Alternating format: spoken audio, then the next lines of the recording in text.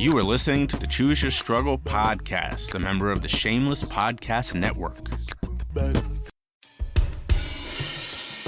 Anyone who knows me knows I'm a huge sports fan. I start every morning by listening to the Locked On Celtics podcast, and I never miss a Reds game.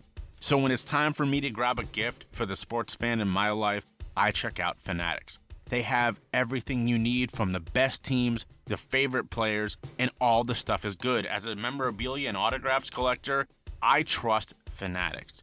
But here's the best part. Fanatics always has some kind of discount going on. From free shipping to 50 to 70% off some items, you're going to get a great deal every time at Fanatics. So check them out using the link in the show notes or from my podcast website and help the podcast in the process.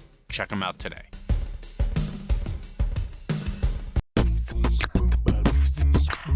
This week on the Choose Your Struggle podcast, it's former Major League slugger Kyle Blanks. But first, I don't think we're in Kansas anymore. Kid Mental. Things ain't always gonna go our way, but you can always win when you choose your struggle. And some battles will be yesterday, but today is for a new beginning. Choose your struggle, and don't worry about what they say, but you can always win when you choose your struggle. And you can bounce back just as Jay. Come on and listen to Choose Your Struggle. Choose your struggles. Choose your struggle. Choose your struggle. Hello and welcome to the Choose Your Struggle podcast. Growing up, baseball was a major part of my life. Some of my most incredible memories revolve around baseball. There are games I attended with my dad and my brothers and my grandparents and all members of my family. Games I went to with my friends, signs I took to games with my brother, a couple friends. Those are very, very fun memories. The night that my hometown and my favorite team, the Cincinnati Reds, acquired probably at the time the greatest player in the game, Ken Griffey Jr., who was my favorite player and a lot of people's favorite players. I mean, I remember staying up late with my brother Ari and literally jumping up and down on the couch when they announced that we had acquired Ken Griffey Jr. Some of my earliest memories, although I don't have a lot of memories from my childhood thanks to my struggles with substance misuse, are around baseball. Getting baseball cards for what was probably my third birthday, maybe my fourth or fifth. Playing catch with my dad in the front yard. Baseball meant a lot to me. It still does. I'm still a giant Cincinnati Reds fan, although they make it really hard sometimes.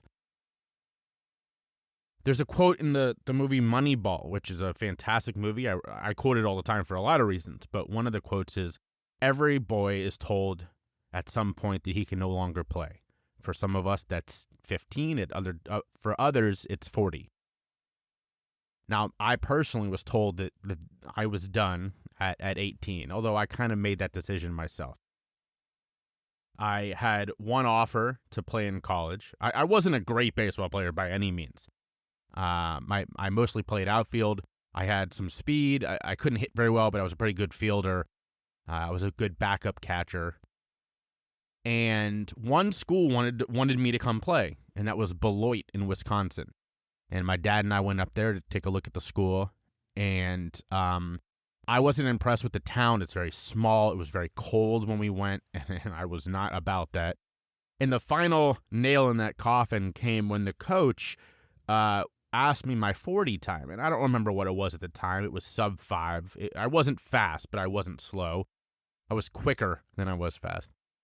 And I told him, and he said, hey, that's not bad. He said, we could probably use you on the football team too. Now, for those of you who have never seen me in person, I am a 5'6" Jewish guy. There is no universe where I should be playing football. And when he said that, I went, oh, there's no way I'm coming to this school. So that was it for me.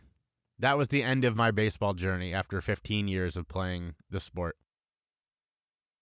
And I would go on, play for fun in college and still, right before COVID, I was on a softball team, that kind of thing. But that was it for me. Now, other people, they don't get told that their days of playing are done until they've reached the penultimate, the highest of the mountains. And why am I talking about this today? Because my guest today made it to the top of that mountain. His name is Kyle Blanks. He was an outfielder and first baseman for the San Diego Padres, for the Oakland Athletics, for the Texas Rangers, the Giants. He played in Mexico. He was at one point a top prospect. He was a guy who, if you're like me and followed baseball, he was a household name. Now, that's not why we were chatting today. So obviously at some point, Kyle was told he can no longer play. And as you'll hear in this, Kyle made that decision for himself. He said, I'm done. His body had told him that it was time to move on. And what did he do? He moved into something that's giving him even more pleasure than playing baseball, and that is helping people feel better through the power of CBD and cannabis as a whole. But the company he works for is a CBD company called Roadrunner. Now, I'm going to define a couple things for you very quickly. Number one, he references what's called the 40-man. There are two rosters in baseball. Well, three, but two that we need to talk about. The major league roster, which is 25 or 26 guys, depending on the time of year, all this kind of stuff. And then there's the 40-man, which is sort of your top 40 players. They can't be taken by other teams. They're basically, you're saying these are our 40 guys, and at some point they're going to make it to the majors. And that's important because those guys are treated differently than everybody else. As Kyle talks about on this, why being on the 40-man meant his journey was a little bit different. Now, he also talks about spring training. I know some of you probably know what that is, most of you. For those of you who don't, it's sort of the practice season before the real season, which comes into play in Kyle's story as well. A couple of things about this interview. Kyle and I talked for almost an hour and a half. I reached out to him on LinkedIn because I read an article, as we talk about in this, that I learned that he was involved in CBD. And I was like, that's so cool. He was a guy that I followed as a baseball player, and now he's doing something that I really love in CBD. I'm going to reach out to him. We ended up chatting. At the time, we didn't really know each other that well. We were kind of getting to know each other. We talked for almost an hour and a half. And since then, we've talked almost every day. He's a really incredible guy. I've gotten to know him well, and I'm very thankful for that. We're going to do some other work together. Stay tuned for that. He's got a really cool project coming out. Really, I'm very thankful that I reached out to Kyle Blanks. But I say that to say that I had to cut this down as you hear me joke at the end of the episode. It is a longer episode because of that. The interview is probably 10 minutes or so longer, maybe a little 5 minutes longer than I usually go. So just be aware of that. The items that he talks about, I love them. I do. You all know that I'm a big CBD fan. That's not a surprise. Mountain Made, obviously, is my sponsor. And I've used all sorts of different things. I have happily added Roadrunner's tincture, salve, and muscle gel into my regimen. You hear me gush about the muscle gel on this episode. It's unbelievable. I mentioned this on the show. I'm running better than I have in years, and I honestly credit that to their muscle gel. Now, Kyle was incredible. When I told him that I wanted to chat, he went, okay, let's do it in a couple weeks. I want to send you some products first. That's how amazing this guy is. That's how amazing this product is. He believes in it that much. And I've since bought it. And I added the salve because I was like, I need that, So I really recommend their products. They're incredible. You'll hear Kyle talk about it towards the end of the interview. Also, one final thing before we go into this. I know I mentioned it before. I've had a lot of people reaching out. I don't think I was clear enough about the Patreon special. Basically, what's happening there is if you sign up by the end of March, so you have 6 weeks, you will get to sponsor an episode of this podcast for free. It doesn't matter what you're doing, although obviously there are limits. If you want to shout out the Hitler Youth on your episode of the podcast, it ain't happening. But within limits, this episode will be brought to you by whatever you want it to be. So if you're interested in that deal starts at $5 a month or $5.34. There are obviously higher levels. And if you haven't checked the Patreon, please do. There's a lot of great things. I've been adding some things through talks with other people who are saying, I'd be interested, but I really would be looking for this. Well, I've added a lot of those things because they're good ideas. So if you look at it and you go, I'm interested, but I'd want this, let me know. I have 100% added things like that for people. So please check that out. And without further ado, enjoy this conversation with a really fantastic guy, Kyle Blanks. If you've been listening to the podcast for a while, you know that it's not the only thing I do. Choose Your Struggle is an entire brand. I speak, I coach and consult. I have rock bottom storytellers. There's a lot going on. And sometimes I get to a project and I go, man, I can't do all of this myself. So I turn to Fiverr. It's so easy to find incredible professionals who can help me out. I've hired people to help with marketing, help with SEO, help with my website. So much great stuff all on Fiverr. I even found Kid Mental, who did the incredible theme song on Fiverr. So if you have a project that you need some help on, go check out Fiverr. Use the link in the show notes or my podcast website, and you'll help the podcast in the process. Check them out today. Thanks for sharing the podcast with your friends. If you're listening on Apple, please rate and review or check out the review link in the show notes. And don't forget to subscribe wherever you get your podcasts. And I found my way here because Jay happened to be the first real person that appeared in my LinkedIn that I also was very rarely into. So just kind of a very unique thing. He seemed like Jay seemed like a real person asking me questions and actually answering the ones I was sending back. So it was pretty cool that kind of started at well, I guess I should learn how to use this to here we are.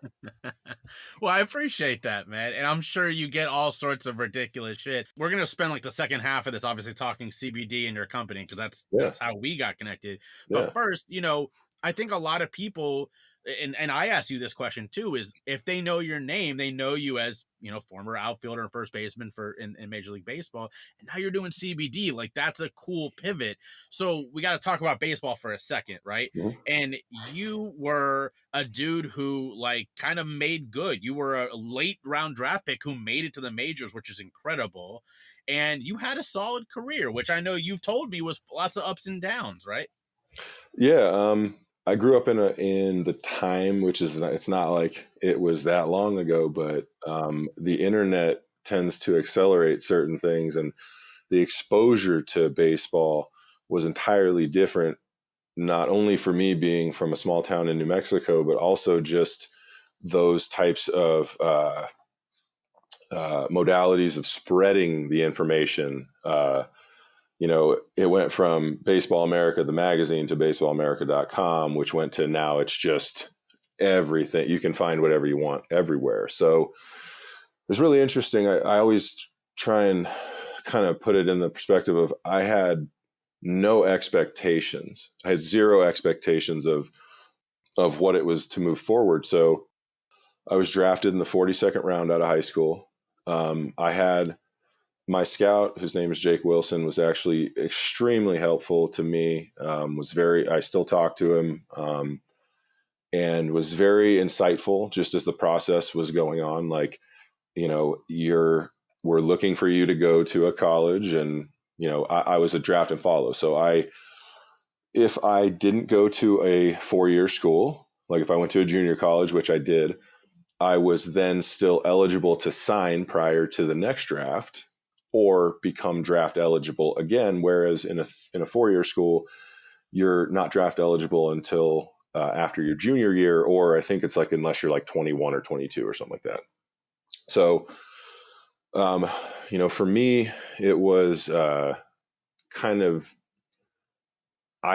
again, I say that was the consistent thing I had, from the beginning to the end of my career, was truly my expectations of baseball were very on par with the fact that baseball doesn't owe anybody anything, so my career was, for me, it was a very insightful period of time to reflect on, because I learned a lot about myself. But as far as baseball, I was just happy that every time I got hurt, I was able to recover. And that's kind of where, through our conversations, I guess I've gained that perspective that you have a little bit more insight on, is just going through that forge, that experience over and over. uh, you tend to not really worry about the daily stuff that is just not a big deal. Like you understand that you're healthy enough to approach it, so it's probably going to be fine. Especially now, like when you're able to put those efforts into becoming more competent at just daily activity, paying bills, just functional things. But yeah, especially after like a dozen years of just really not having to worry about any of it for yourself. Just and it's not a money thing. It's just your responsibilities are always kind of aided for you. You're given help to succeed because you're very valuable in this job.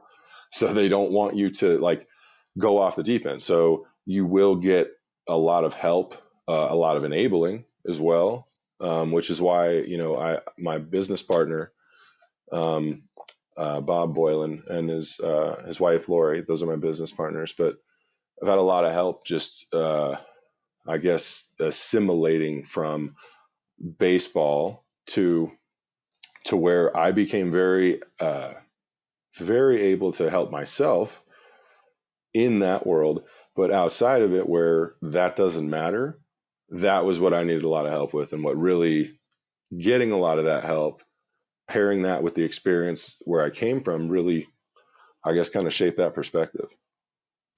Yeah, that is gotta be something that I would say the average person just has no understanding, right? Because none of us ever have to go through something like that where it's sort of, we hear this term bubbles, right? We're all in a bubble of whether it's social media or whatever.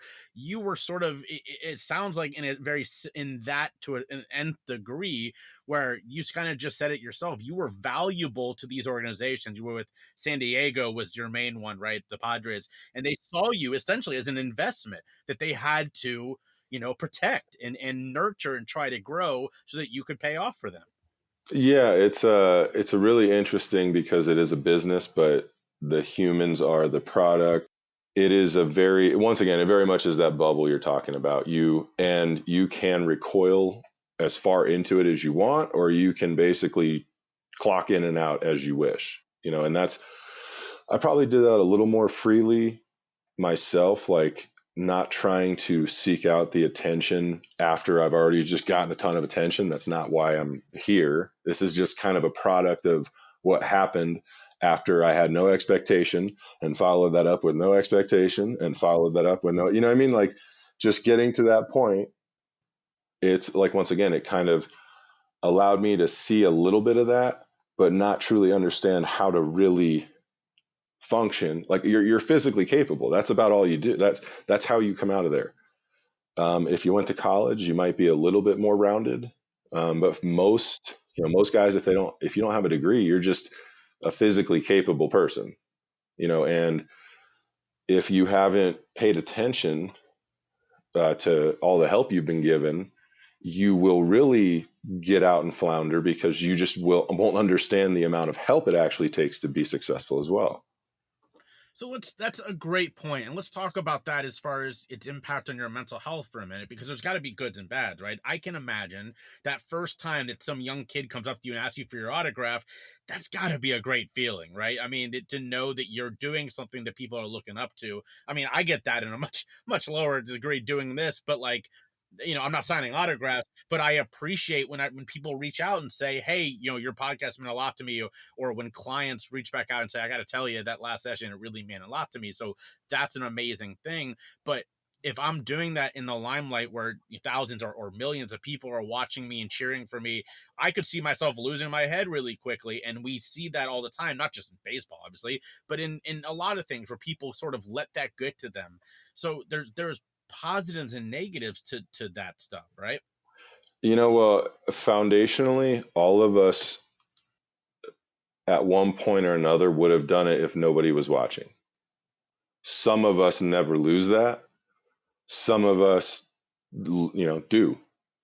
And I think that can be the difference of simply like, it's great to have those impacts when they're genuine, like, but I think that's the difference of having very little exposure to now is I couldn't, other than watching cribs when I was at someone's house who had cable, or stuff like that. Like I couldn't accurately project that. I didn't have cable. I watched a Saturday game a week, maybe, if I was at the house to do it. Like, so, for me, once again, my expectations of like, this is what you're supposed to do were so un, you know,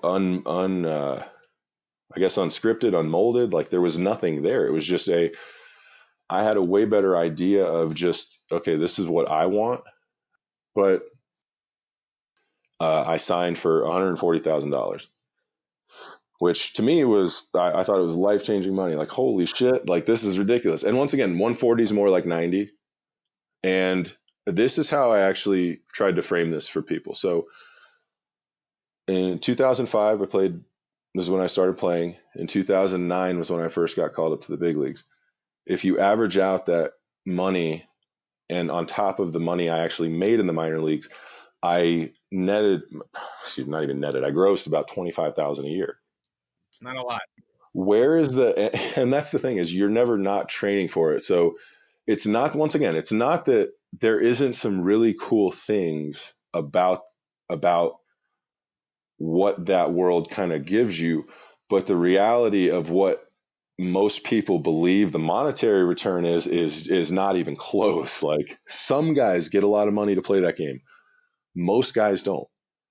I was one of the people that would say I got a pretty good opportunity. Some people would say like, dude, that's not even, like, I've heard a lot. It's crazy, but I'm from a small town. I am not the same. I'm not under the same thought of somebody who grew up in New York or LA, or, it's just a different world. So, once again, I never went to the big showcases as a kid. I never, like, my exposure to the nth degree was not the nth degree. You were playing then truly for the love of the game. You enjoyed it, and you thought, this is a thing I can do well. Until I signed professionally, I never had any idea that you could be paid for it. So that, once again, prior to that people that have that expectation, I'm going to be like this, it's going to be like this. Like every time I was engaging in a new conversation about moving forward, it was new. I had no understanding of what the fuck was going to happen. And I think that's the difference of now, that you can now see how much guys make. You can see how much guys sign for. You can see like all of these things that I had no clue of. And now I can look at research, all this other stuff from when I played, all these other things. You used to have to ask people, hey, what'd you sign for? Like, like these were things you had to do legwork on. Now it's like, it's on fucking TV. It's ridiculous. Like you have, it's just really interesting to see that. And that's the thing. It is a business. Like, big businesses have big commercials or have big shows or sponsor big things. Like if you can put your own big show on TV, why wouldn't you? It's what they're doing. Mm-hmm. So it's kind of like, once again, I was on a trip my senior year when I got the call about being drafted, and I kind of like, I didn't get a call the first day, so I knew I wasn't probably being offered enough money to sign for. So I was just kind of like, all right, cool. I'm going to college. Like I'm all right. Like whatever. Like, my based in reality, like I'm not owed anything by this game. Go play, like don't like it, play better and see what happens. Like, and I struggled the opening probably 10 games in college, which, you only get 56. So it's like, it was interesting to kind of go through, that, like having that, like, fuck man, you're not going to be able to do the only thing you're probably going to think you're going to be really good at, or that you don't have to put any effort into. You can just play baseball and it'll kind of happen, but it takes effort to go to school, it takes effort to learn those things. And it's not that you don't go through that on an athletic gridiron, but you're not learning the same skills for life. You're being forged in a very difficult way, but you're not being taught how to function, at least not in this society. And that's the bigger disconnection of why I probably had a better ascension into retirement, Because I never told anyone I retired. I just stopped playing. Like, I don't fucking care. I don't care. Like, nobody's going to care. Like, so let me just figure this out. So you told me when we were chatting before that one of the things that you said really helped you learn a lot was the injuries you dealt with and the times that you spent, rehabbing and coming back, and that you learned, in fact, if I remember your words correctly, that's when you really learned the most about yourself, right? Yeah. So I had, so I'll go through the injuries. So I initially, in 2006, I had a staph infection. So I had that removed. And then 2010, I had Tommy John. 2012, I had my left labrum repaired. 2014, I had my Achilles. I had some work done on both of my Achilles. I had some injections and some like a shockwave treatment. 2015, I had MRSA. I had a pilonidal cyst removed. I had both of my feet arthroscopically worked on. And then 2016, I was rehabbing from my 2015 and basically just never really got my feet under me. And in August, I had an Achilles repair on my right foot. And that was thankfully the last surgery I've had. But, in between there is probably a dozen MRIs, 20 X-rays, handful of cortisone injections, pills, alcohol. It's like and once again, not even to like just an obscure excess. Like these were all the tools I had under the rules that I was playing under. So most like towards the end of my career, when I had my choice, I was just consuming cannabis. But going through that process, prior, it was or without that, being under that umbrella, you can use the pills that you can, I guess, have at your disposal.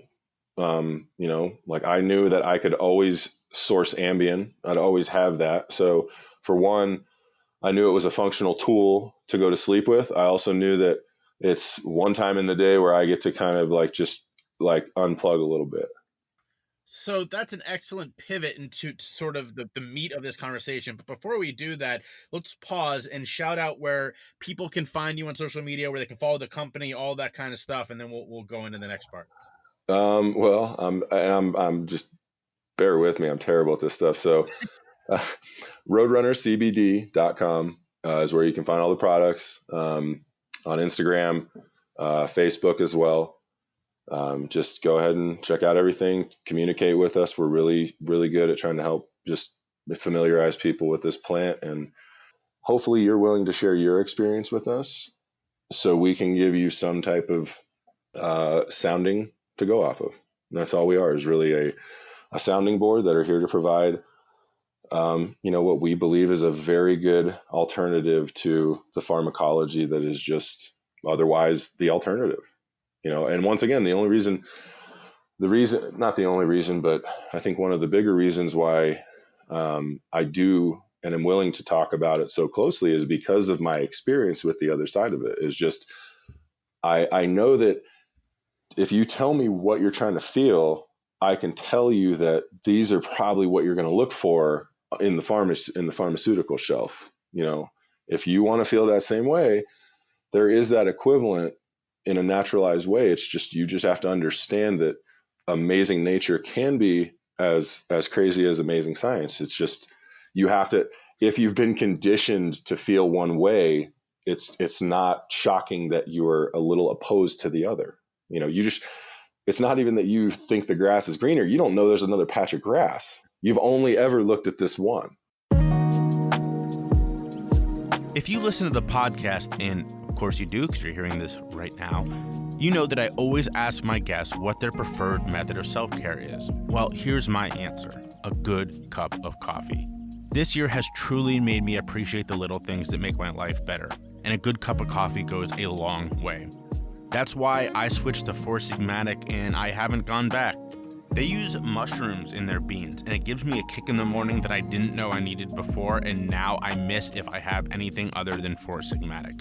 Once you give them a try, trust me, you're not going to want to go back. So go check out the link in my show notes or on my podcast website and use the code ChooseYourStruggle, all one word, at checkout to get 10% off. Check out Four Sigmatic today.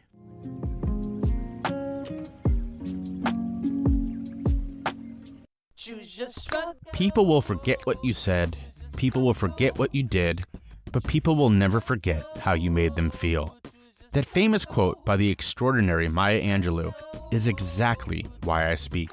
It's why I tell my story and mix education around the topics of mental health, substance misuse and recovery, and drug use and policy with motivation, inspiration, and purpose.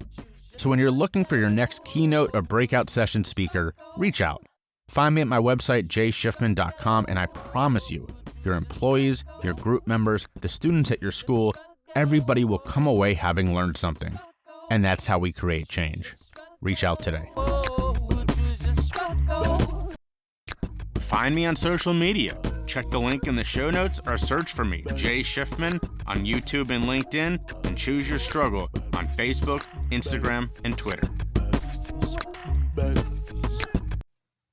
And that's a great pivot into sort of the meat of this and why we're here. I read that great piece in the Athletic that quoted you and that you were a big part of talking about cannabis in the game of baseball. And I went, holy shit, that's crazy. Like he's in CBD now. That's amazing. I love CBD. I'm going to reach out to this dude. I think he'd be a great guest on the podcast. We got connected and here we are. I think what's so fascinating is, first off, listeners, if you haven't seen this article, definitely read it. Great article. But more than that, it was your perspective was fascinating.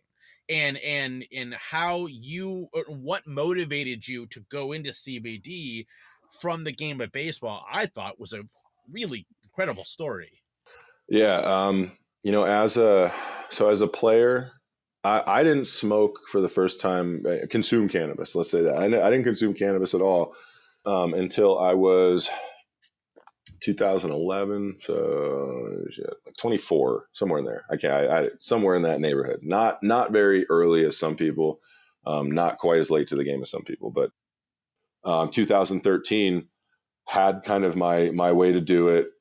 Basically, at that point was, you could say, a resource of information for other guys just curious about it. Because it's very, if you're a consumer, it's really crazy to see to kind of see that transition of I guess acceptance, and to kind of, I don't know, it's hard to really, I've seen it go from one thing to another where it still doesn't bridge the gap of education. It still doesn't, just because there's more pictures available, more information available, doesn't mean people have made themselves privy to any of it. You're still fighting a lot of misunderstandings, so that was what was always cool for me, was kind of every year just getting to slightly bump that up. Because 2014, I got traded to Oakland, and it was fucking amazing. Like, I'm in the Bay Area now, and it was truly between being on a team that felt like a bunch of like misfit toys that fit together very well, and being in a place that you can get whatever you want, basically. It was a very grand experience, because I was able to really see what helped me and what didn't, even though, once again, I still wasn't at the point of really being able to get into it like now, but still understanding that, like, when I have this, I don't take any of the other stuff. I genuinely try not to. And other than I feel like it just works. It does what it's supposed to do. So would you say that you preferred cannabis to all this other stuff that they were giving you to try to treat some of these things? Towards, I saw them as necessary. Like, once again, I never got overly indulged in the painkillers. Other than when I had a ton of pain or had just the access to them that I was basically given. Other than being given a bunch one time by a family member, I was never someone that just like went around asking. So 2015 rolls around. I made it back up. I once again went through a period where from like Thanksgiving of 2014 to about the end of April or mid-May, I was on the program of you can't smoke, drinking and pills, and once again, I felt semi-healthy, so I didn't have many pills, so I was just drinking more, like probably, especially during like playing, probably about half a fifth a night at least, like just, and it's more of at that point, I'm I'm in such a routine that I'm not trying to like drink this, go out and do things. I'm just doing it. Like it becomes more of a functional like wind down. Like I get home, I have my drink, I sit here, I watch TV until I feel a little woozy, and then I go lay down. Like, literally same thing with Ambien, which I just wanted the pain gone. If I'm not in so much pain, I'm not going to really need that. I'll just drink and have fun. Like, and that's what I think just, rehab became for me, like kind of, you can kind of crawl into this hole for this predetermined period of time. Like this surgery comes with this many months. This surgery comes with this many months. So when should I feel 100%? That's basically all I want to hear, because now I can I can somewhat project the middle of that, because I'm not going out and blowing money in a club. I'm not doing this. I'm either in the gym or here or at home being very boring, because that's how I've been successful for myself. I just don't have the same luck some guys do. I don't have the same genetic makeup some guys do. Their connective tissues are different. It's just like it becomes a whole variable, shitstorm of like, it's why once again, baseball doesn't owe me a thing. It's why I don't like, I look at it like I got a great experience out of what I got, and it's allowed me to help people. And CBD has become that mechanism to really help people, because it allows me to, kind of share those experiences that most of them don't really give you in their projection from their world. They don't know anything about what you've gone through. It's understandable that they'll just say things about how it is. So when you retired, did you immediately, were you like, CB, this is I mean, I love this is what I want to do, or how did what was the middle ground? How did you get to this point? So I stopped playing in 2017. I got released by the Giants, and then I went to Mexico for 3 days, and I got hurt in 3 days, so I stopped playing. I was like, all right, fuck it. If anyone asks me, I'm retired, because I want to get my med card and smoke. Like, I'm just so my way to do that. And no one called me. Nobody fucking cared. Like, nobody cared about me. I just, that was something I was very okay with, because it was at one point told to me, this will be a job. I understood that at some point. I also, towards the end of my career, really understood how to make it fun. That was kind of what sucked about like getting to that point of actual people will actually kind of go along with what you're saying, because they believe, oh, he's been here. Maybe this is something to try. But that was kind of coming at the same time where like I'm physically just being shown that like it's not worth it to risk all of that for what? Like a record in a book? Like, when you're done, you're not what you were. You're after that. So people are going to look at you like that all the time. And is that the only thing that's going to define you, is what you've done? Or are you going to continue to do things, and help? And that was, anyway, that was part of it. So I appreciate people that have humility and project respect. That's why I feel like I've had a different life, because regardless of what I've done or what I look like, I've just always gone about it like that. So you don't have the same resistance if you always look like you're better than everybody else, or if you're always, I know better, or if you're never, letting someone talk. So, if you're letting them finish so you can get out what you want to say, like if you've gone about everything in a certain way, it's no differently than you've been basically turning around, seeing that there's different green patches of grass everywhere. Like the problem is there's all the fences in the way. So when you can, I think, have those experiences and pull them together, you're just trying to create a shortcut for other people so they can avoid that. That's just, it's up to them. I mean, all you can do is try and convince them. They have to participate. So you get your card, and then you pivoted to CBD. Like, where So, was okay. that? So, yeah. So, I don't know exactly where mixed in this. I came across a strain called In the Pines, and I still can't find the seed. So, anyone out there, I believe it's an aficionado seed. Anyway, not to diverge. It was a 1-to-1 strain of CBD to THC. And I was just kind of curious because it was one of the first times I'd seen it. I was really just trying a lot of things at this point and seeing kind of what felt good. And I took it home and I smoked a pretty good chunk of it. And then I physically stood up in my house and I was like, I feel great. Like, I'd never done that with anything else. So I was just like, I even was like, like kind of that inner monologue starts to come out. I'm like, God, there's something to this. Like, you got to find it. Where is this? So, that was 2017 and into 2018. And, it was interesting giving that strain to other guys, like other players, like, yo, try this, see what you think. Like, it's pretty clear. It's to try. I mean, hit it, and then go into the field in the morning. By the time you're fucking on the field, I guarantee you'll feel like $1,000,000. Like, and I started to see a little bit of that from who I could get some good communication with. So, in my head, it was like, okay, this is viable for the guys who are on board. And,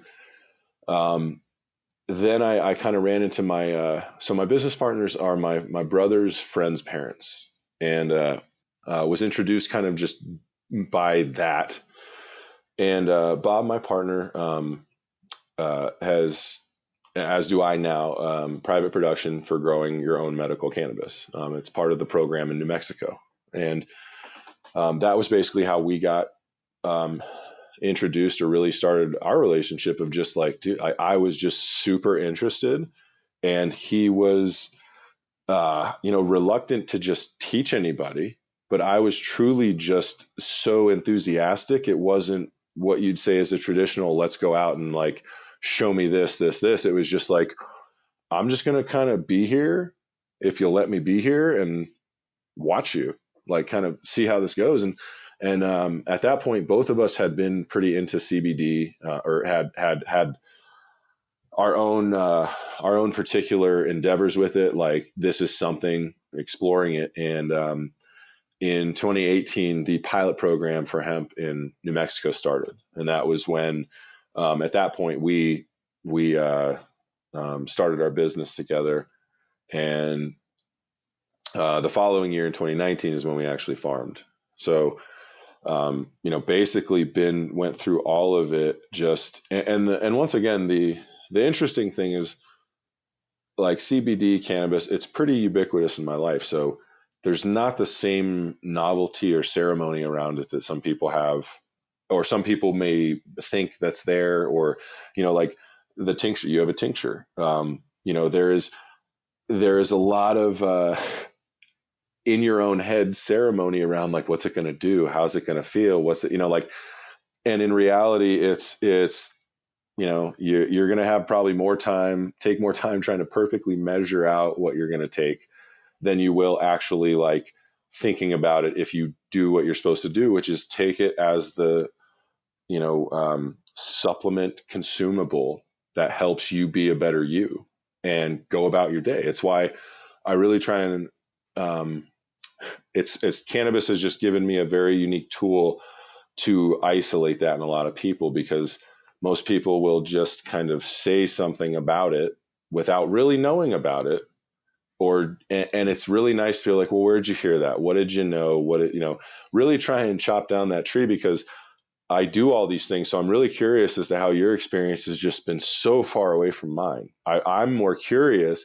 You think I'm trying to prove you wrong. Like, I'm not saying it can't happen. It's just really interesting that you have these thoughts about it that I've never experienced. And I probably consume more than you do. I really need to know. And I've also taken a lot of pills.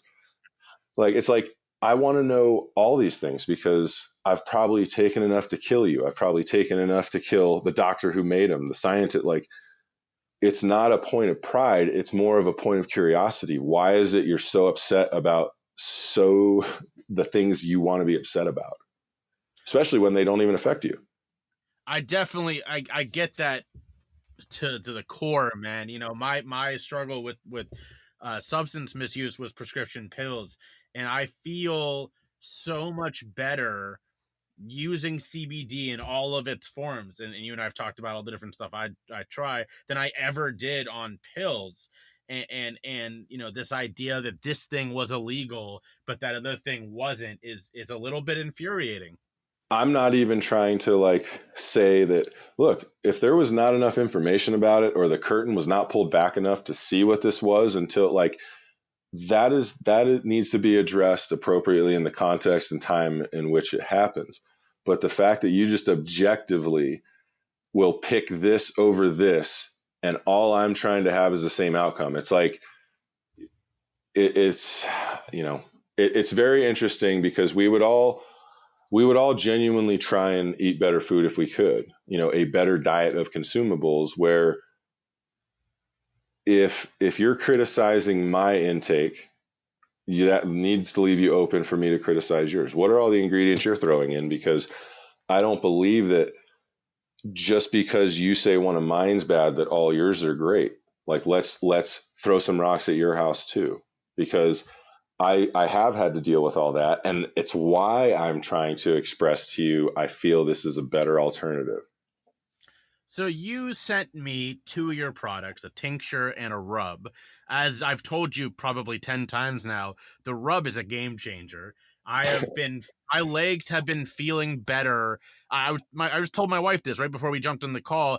I ran 2 days ago over 5 miles for the first time in over a year and a half, and my Nice, legs man. feel better than they have in that time. I honestly believe, yes, a lot of it is that I'm in better shape now and all that, but the rub made a serious difference, a noticeable difference. So talk us through all of your products is what I'm saying. You know, it's interesting. So in no different, let's just say in CBD, the products range from smokable flower to gummies, tinctures. You know, most people are somewhat familiar with the availability. I've seen signs for ketchup, to be honest. I thought it was pretty funny. But you know, basically trying to break them down into, okay, what do they do for you? There's typically going to be orals and topicals, and um, topicals are always going to be most people's first experience. They're most willing. A lot of people still ask about getting high. They're still concerned with, is this? You know, they're really uncertain, and that, to me, once again, after doing this for a while, is far more a reflection of a lack of education than um, a malicious curiosity or like a backhanded question. It truly is a lack of experience and exposure to these things. Like, it's there are no stupid questions if I can kind of check these off the board for you. So um, the topicals are always really, really interesting to share with people. I want to say it's about 30% of people may have an aversion to a topical. So not everybody does get the relief that you're expressing. I personally do. I use it so regularly, I typically notice that when I forget. And now, so that's going to be one of those topicals, the muscle gel. It's going to be the most potent thing we offer as far as overall volume of topical. We also have a salve in both an invigorating and a relaxing um, formula, and the difference between those are going to be the essential oils. And that is going to be another product that I use daily. It's something I'll put on my feet and then put my socks on to make sure that I'm kind of like no differently than someone would put lotion on. It's just a different medium that I feel does a little bit more for me. And once again, something like the muscle gel, then let's say you have a success with something like that, and you're then, okay, let's see what this is about. I want to see what a tincture is like. Um, that is way more about finding the appropriate dose. You know, that's what we've had a conversation about. It's also why, if you were to see our tinctures, you will see there is THC. There is a volume of THC on the bottle. That is because for one, we have to put that on. It's just our state requires it, but also we're comfortable having to have that conversation about what a true full spectrum product, hemp product is. And Yeah, so actually, I'm so glad you brought that up because that was one of my questions. So, talk about for my listeners who probably don't understand, and I've talked about this before, but you do this for a living. Talk about the entourage effect and why you don't want things that don't have any THC. That's not You're not getting the best result. so, a a full spectrum product is truly all encompassing of the plant. And the bigger misnomer is most people understand cannabis to be weed, just marijuana, high THC. Um, Hemp is also cannabis. It's all cannabis. It is cannabis that expresses different concentrations of cannabinoids like THC and CBD. So the difference is finding growing compliant varieties of cannabis and extracting that, which still has THC in it, a compliant volume, and turning that into products. And our carrier oil is cold pressed hemp seed oil. So once again, it's not an MCT or coconut oil. Um, it is a true full spectrum product because the hemp is then reintroduced as the carrier um, as the carrier for the tincture.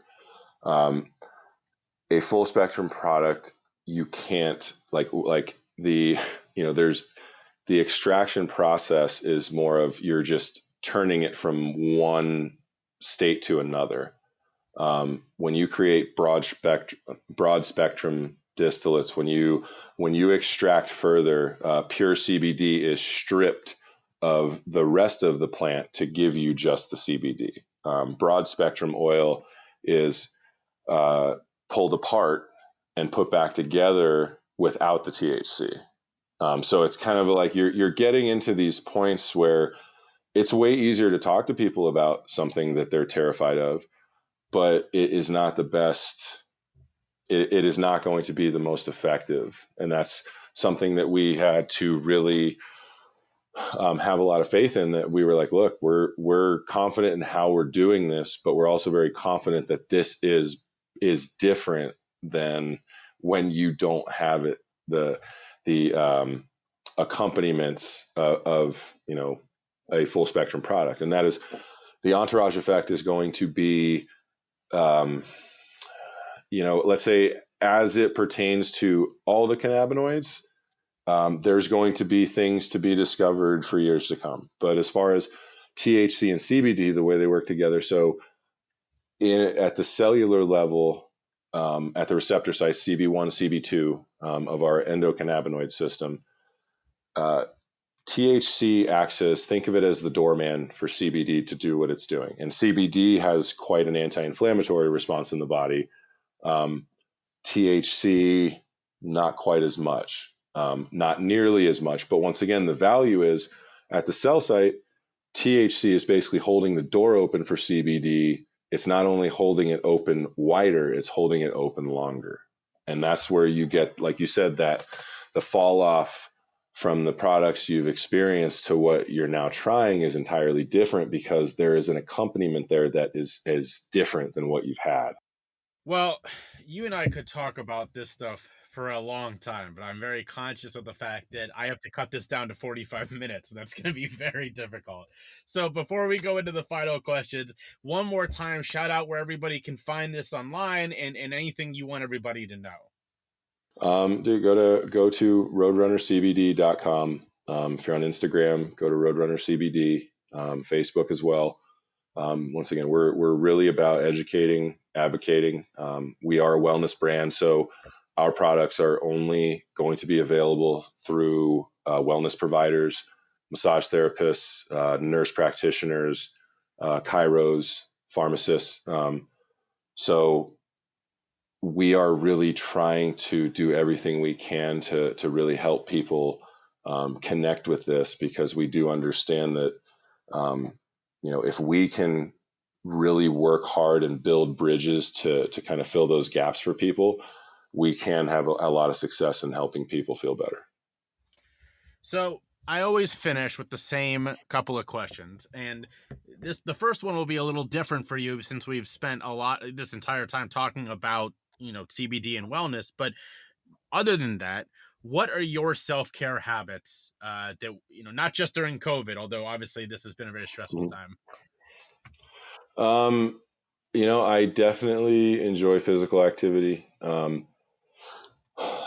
now, I've had to make some adjustments to that. So I now that it's winter, I definitely have had to cut down my walks. But basically once the lockdown kind of started, so basically like end of March until probably the end of October, I was walking about 5 to 7 miles a day, Wow. and I was most of it when it was warm enough, I would get it most of it done by like 9 in the morning. Like I'm up at 5, I'm walking, I'm done by 7, and then I come back and I still waiting for everybody to wake up. And that's a really nice thing that I enjoy is just I can't run. I mean, other than the last run I have in me, I don't really have the desire to kind of deal with that aftermath. So I truly am very aware of trying to feel better every day. So I have a number of I guess you could call them just like a bag of tools, foam rollers. I have one of my really good buddies showed me this car buffer that is an amazing massager. Um, I bought a massage table to be able to do some stretching work. Just really, I have really focused on just trying to like. I know what it feels like to prepare for what is going to be the hardest thing I'm going to have to do today. And if you are willing to prepare like that for everything, you're going to be overly prepared is still well prepared. So I think that's kind of if you can always physically be ready to go. That was kind of, I think, that piggybacked off of just being hurt all the time. If I physically feel good, I'm not as worried about as much of the bullshit as most people, because I have had so many times where if the shit hits the fan and zombies are here, I'm dead. I can't run. I'm literally on the couch and I'm crawling. So just having physical utility has always been a pretty I've never taken that for granted as someone who, once again, you look at, like, someone might look at me and you're tall and you have all this opportunity and you're an athlete. It's like that. In certain circumstances, I was given opportunities to try and I participated and was successful. Like, in no way was it given to me, and that's the fun part about talking about those things, is truly the, like, our different paths are what are going to show us that, like, hey, some guys do have the amazing experience of signing for a lot of money and then getting up there quickly and doing well, and that is part of it. But it is a spectrum, and that is so fewer than it is more. And that's the part that I really love about doing things like this, is just getting to share the spoken word, and people get to kind of hear your thoughts and feelings more so than reading it. So, really detailed answer. I appreciate that. I've had all over the map. I've had people just kind of, here are my things, and other people really to like, this is their thing. Like, this is for you. Really talk through it. So I appreciate that. Um, Final question. We have now spent you and I've chatted for we're now over an hour 15, and we basically have learned this whole time about how the work you're doing is great, and the CBD is really amazing. And again, listeners, I can agree that it is. Tell us some other people that you follow, that you are reading, that you're watching, that you're listening to, that you follow on social media. Like, who are we missing out on that we should be looking at? Um, my personal thoughts would be um, people like yourself who are Thank genuinely trying to help, because your your goal is genuine regardless of what the other's perceptions are. That's why you continue to hack away at that forest that you do. Um, I have had a different experience in my life as far as I feel like I've gotten amazing therapy because of how I've been willing to talk to the people close to me. I just have very good people around me that have been very helpful. So I would definitely say don't overlook the power of simple communication, because you could spend all the time trying to seek that one source for what you believe is the education. Once again, you could spend all the time staring at that one green patch of grass, not knowing that there is just an infinite amount of field behind you. And I think that really does come with being open to open to changing your opinion, especially about things you genuinely don't know about. And that's something I love talking with people. I'm not you. I don't know anything about you. So please tell me, because other than what I have in front of me to judge my preconceived notions off of, I'm really waiting to be blown away. I love when I meet someone who becomes, you're the best type of person that looks like this I've ever met. Like man, woman, child, like whatever that may be. I think that's always what I appreciate is, even if it's not something I'm into, it's pretty awesome when you just get to see someone talk about something they're enthusiastic or passionate about. So I think like I said, I guess getting back to that is people like yourself who are trying to do that, who are actively making that their quest. I think that's who I would say. And it's probably not going to be the people who have the most followers. It's probably not going to be the people who have the shiniest things. It's going to be the people who are doing the work. And that does come with a lot of research too. That's just unfortunate that the world has got that. Our world has gotten to that from time to time, where it is tough to believe if someone is actually trying to cut the curve for you, or if it's just them being full of shit. Well, I'll say this. I'm going to say this multiple times, but you've made it very difficult in a good way, very difficult on me as the editor to have to cut this down. And I really appreciate that, man. It's been great talking to you, and thank you again for taking the time. No, dude, absolutely. I appreciate you having me, and once again, I thank you just once again for sharing the conversation. I think that's how we're all going to get better. Ever since Mountain Made CBD founder Mike Passion came on the podcast way back in the beginning of season 1, I've been lucky enough to call them a sponsor. And I say lucky because I love CBD. I preach about it to everybody. Mountain Made is the best in the game. They've got lower than the federally compliant level of THC, so it ships nationwide, but they've got enough THC that you get the entourage effect. It's the best of both worlds. I love their boost. It's a 10 milligram chewable. It's orange sherbet and white tea leaf flavor. It's fantastic. I take a couple of them throughout the day, and it's got me feeling pretty good. If you want to start the morning on a high note, they've got Build. Build is a 50 milligram quick release tablet. You take it with your coffee, you get it going in the morning, and you feel great throughout the day. At the end of the day, they've got Recover, and Recover is a 25 milligram chewable. It's mango flavored. It's got magnolia. It'll leave you feeling pretty nice at the end of the day. My wife and I even picked up their dog chewables, which our dog loves. She's got anxiety. She's a rescue dog. And just one of Mountain Made's chewables leaves her feeling pretty good. But here's the thing. Don't just take my word for it. I turned my wife on to Mountain Made, and she loves it. So let's hear what she has to say. Mountain Made is the only CBD I have ever loved. The only CBD I've been willing to purchase over and over and over again. And I don't see that stopping.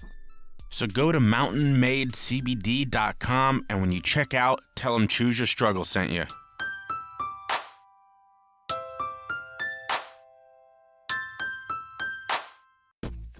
Subscribe to my Patreon for behind-the-scenes looks at the podcast, sneak peeks, and bonus data. You'll also get a discount on Choose Your Struggle merch. Find it at patreon.com/chooseyourstruggle. All right, we've come to the end of another episode of the Choose Your Struggle podcast. Thank you so much for tuning in this week. I hope you enjoyed the conversation with Kyle. I greatly appreciate everything he brings to the table. He is a very thoughtful guy. I've enjoyed getting to know him, and I am learning a lot from him. He's definitely educating me a lot, and I appreciate that. I'm going to keep this ending short because this was a longer episode. We're doing your cards, if you could hear me opening those as I was recording this. We're using the Believe in Yourself cards, which is a wonderful card back from Blurt, as always.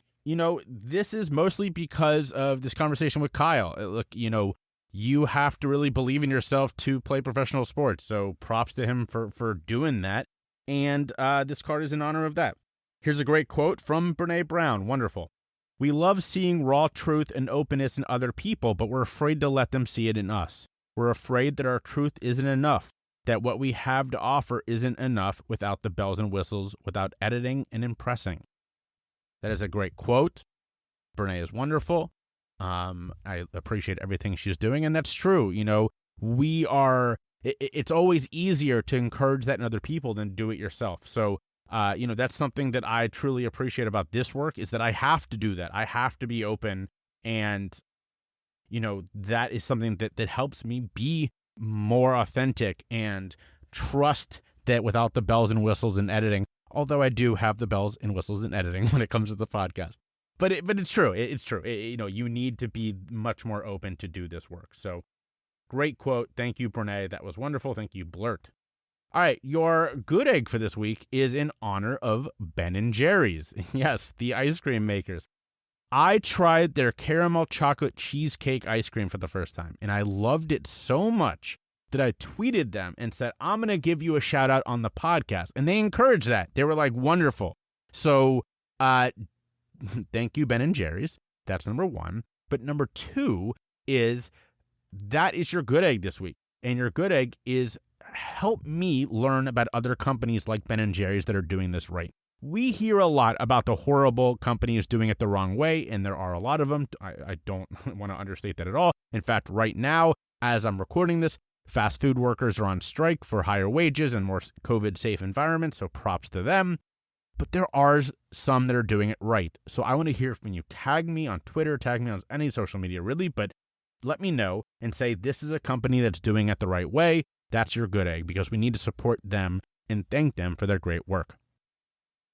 But above all else this week, as always, be vulnerable, show your empathy, spread your love, and choose your struggle.